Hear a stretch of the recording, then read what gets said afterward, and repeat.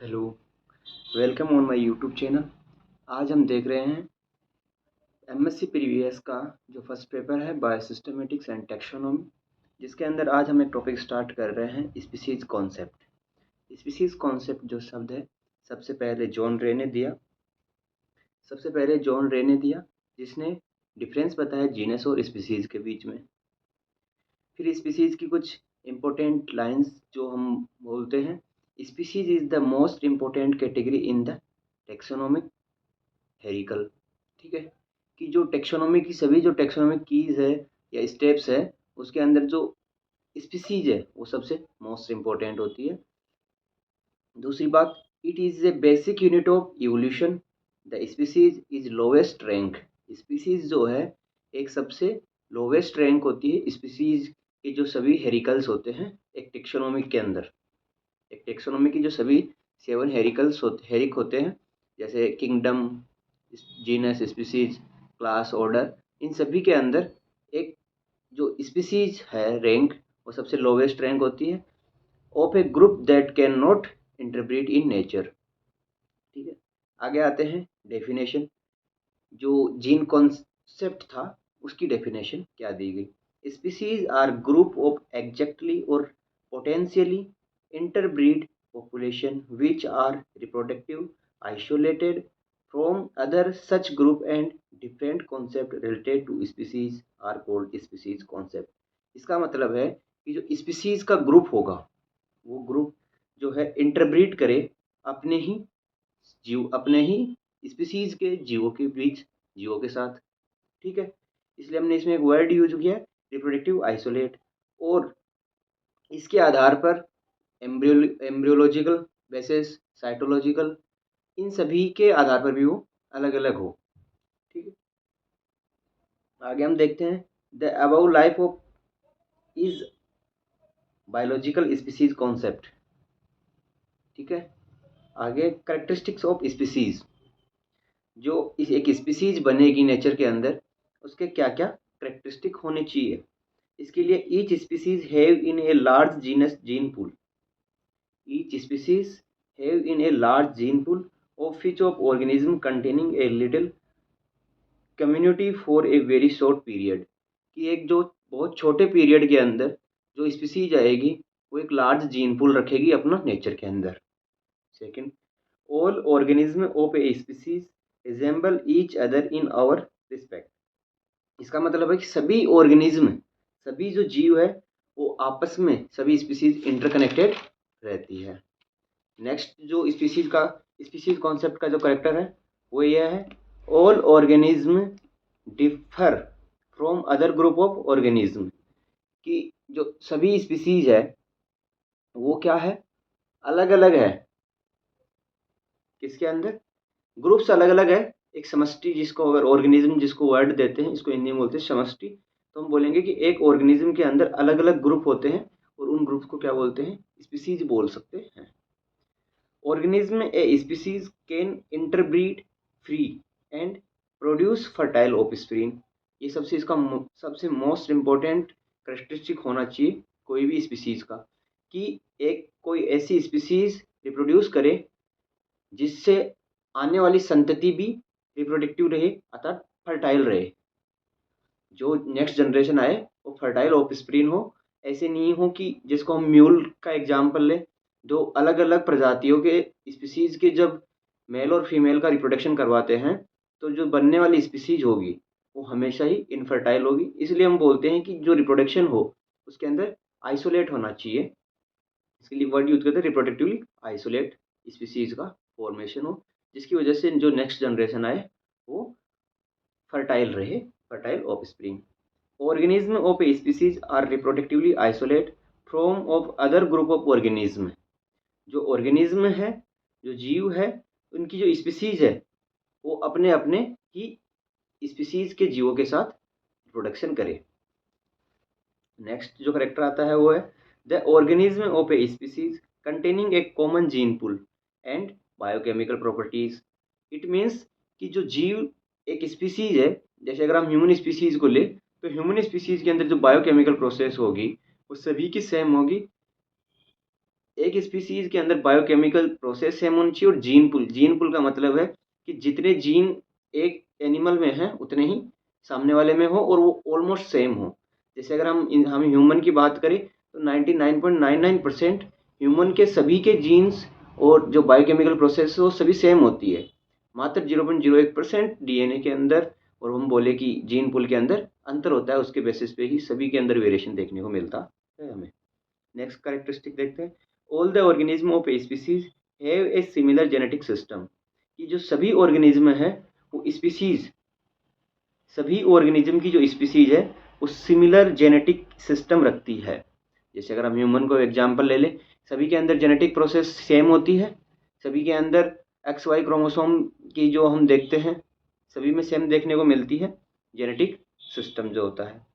All the organism of species show common ancestor during organic evolution of speciation. कि जो सभी species है, सभी नेचर के अंदर ऑर्गेनिज्म है, वो सभी ऑर्गेनिज्म एक कॉमन एंसेस्टर से बनी हुई हो, जिसको बोलते हैं ऑर्गेनिक इवोल्यूशन। और इसको दूसरे वर्ड में डाइवर्जेंट इवोल्यूशन भी बोलते हैं, कि एक स्पीसीज से, एक कॉमन एंसेस्टर से अलग अलग स्पीसीज का निर्माण हुआ हो। जैसे अगर हम देखें कि हमारा जो ओरिजिन है, हमारे साथ साथ रेप्टाइल्स किसी और का भी जैसे पैरेलल हुआ है किसी एक ही स्पीसीज से, ठीक है, तो हम बोलेंगे कि एक ही स्पीसीज से अलग अलग जीवों का निर्माण हो। और हम बोलेंगे जो अब आधुनिक वातावरण के अंदर जो अलग अलग स्पीसीज है उनका कोई एक कॉमन एंसेस्टर था। जब हमें ऐसी स्पीसीज देखने को मिलती है तो ये हमें इवोल्यूशन की बहुत अच्छे से जानकारी देते हैं, और ऐसा इवोल्यूशन हमारे लिए पॉजिटिव रहता है नेचर में। नेक्स्ट जो है उसके लिए बोलते हैं, each organism of a species has a power to produce new species. जो हमने पहले बताया कि रिप्रोडक्टिवली आइसोलेट होना चाहिए ताकि अगली जो जनरेशन आए वो फर्टाइल रहे। तो हम बोलेंगे कि सभी ऑर्गेनिज्म, जितने भी नेचर के अंदर ऑर्गेनिज्म होगी वो सभी फर्टाइल होनी चाहिए, ऑफस्प्रिंग जो जनरेशन आए, ताकि न्यू स्पीशीज वो आगे रिप्रोड्यूस कर पाए, जनरेट सॉरी अगली जनरेशन को फर्टाइल ही जनरेशन मिले अगली जनरेशन में।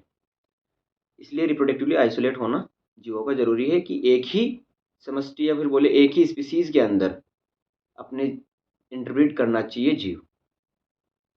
The organism of species have a ability to adjustment according to environment.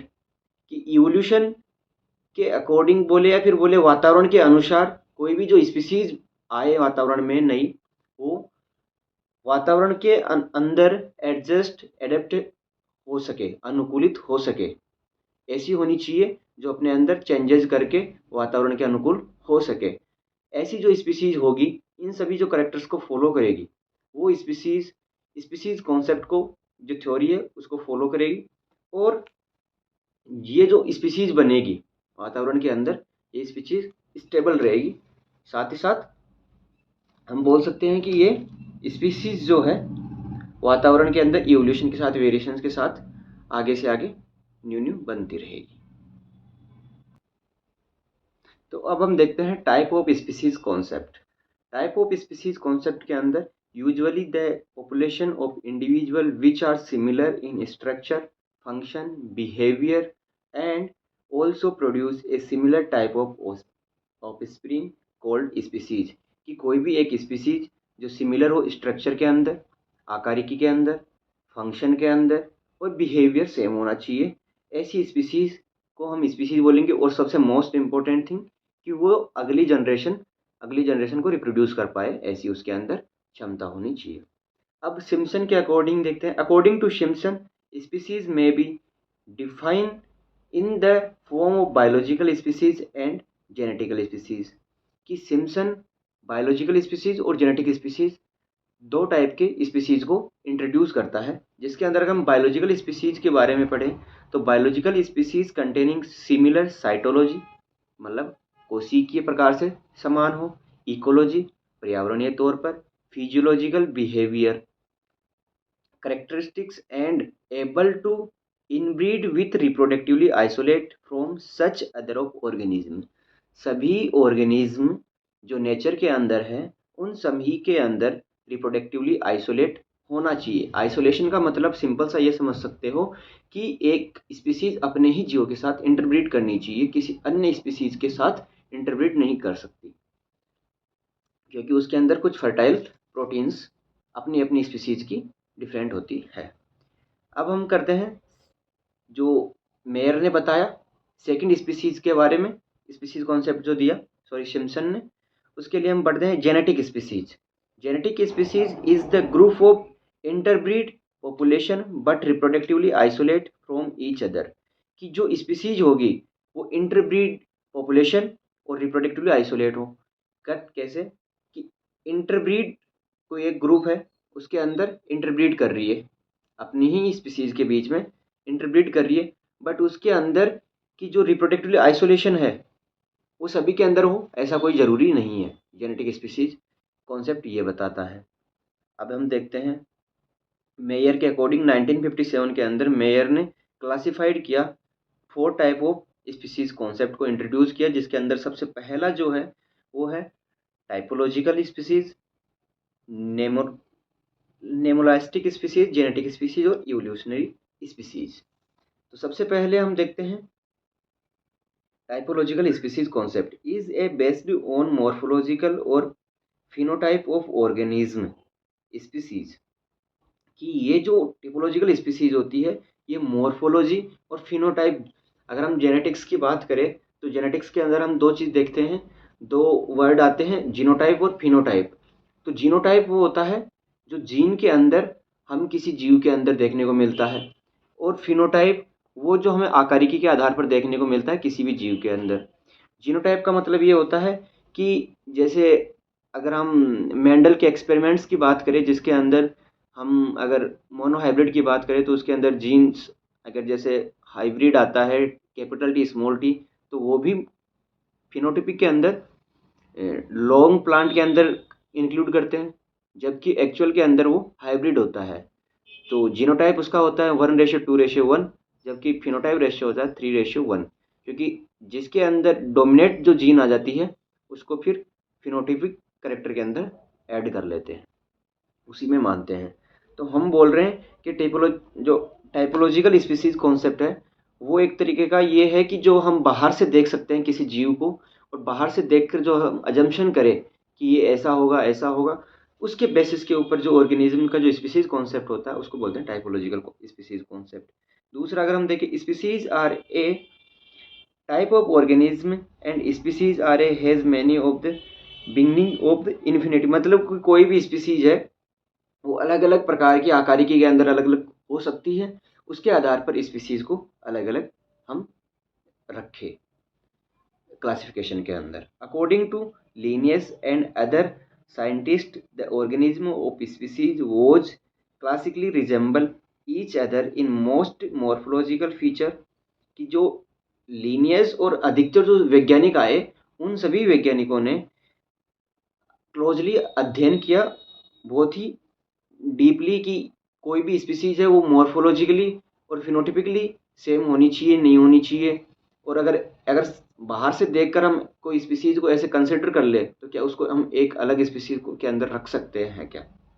Closely resemble each other of most important morphological feature, but this species concept really has been rejected on the basis of is that the individual of some species shows, कि जो species है जो टिपोलॉजिकल species होती है इसके अंदर हम mainly जो मॉर्फोलॉजिकल होगी स्पीसीज उसी को बेस मानेंगे। अल्टीमेटली टिपोलॉजिकल स्पीसीज एक यही बोल सकते हैं सीधा सा कि जिसके अंदर मॉर्फोलॉजिकल और फिनोटाइप को देख के हम किसी स्पीसीज को अजम्पशन करें कि हाँ कि ये स्पीसीज ऐसी है, ऐसी ऐसी स्पीसीज होनी चाहिए वातावरण के अंदर। आगे हम देखते हैं some stringing determine like sexual morphological age distribution difference development stage population morphism and variety extra extra, मतलब कि हम बोल सकते हैं कि कोई मॉर्फोलॉजिकल के अलावा उसको हम सेक्सुअली मॉर्फिज्म के बेसिस पे देख सकते हैं, जो बाहर से दिखेगा हमें। एक एज डिस्ट्रीब्यूशन के आधार पर भी अलग अलग कर सकते हैं। कोई न्यू चाइल्ड होगा, कोई यंग होगा, कोई भी जो ऑर्गेनिज्म स्पीसीज होगी, उसके आधार पर हम अलग अलग डिस्ट्रीब्यूट कर सकते हैं। डिफरेंस डेवलपमेंटल स्टेजेस, अलग अलग डेवलपमेंट स्टेज होगी, और पॉलीमॉर्फिज्म एंड वेराइटीज। हम ये हमने देखा अभी टाइपोलॉजिकल प्रकार का जो स्पीसीज कॉन्सेप्ट था। आगे हम देखते हैं दो और